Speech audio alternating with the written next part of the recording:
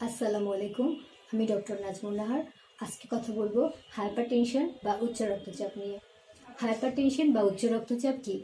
Hypertension বা উচ্চ রক্তচাপ হলো যখন আমাদের ব্লাড প্রেশার উপরেরটা, যেটাকে আমরা মেডিকেলের ভাষায় সিস্টোলিক ব্লাড প্রেশার বলি, এবং নিচেরটা, যেটাকে আমরা মেডিকেলের ভাষায় ডায়াস্টোলিক প্রেশার বলি। এই সিস্টোলিক প্রেশার যখন 140-এর উপরে যায় এবং ডায়াস্টোলিক প্রেশার 90-এর উপরে যায়, তখন সেটিকে আমরা হাইপারটেনশন বা উচ্চ রক্তচাপ বলে থাকি।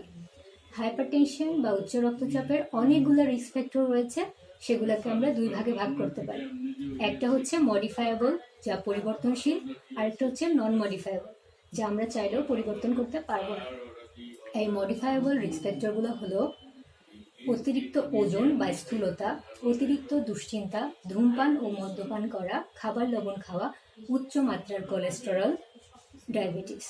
আর যেগুলো নন মডিফায়েবল সেগুলো হলো জেনেটিক বা বংশগত কারণ, যেমন বাবা মা কারোর যদি হাইপারটেনশন থাকে, তাহলে ছেলে মেয়েদেরও হাইপারটেনশন হতে পারে।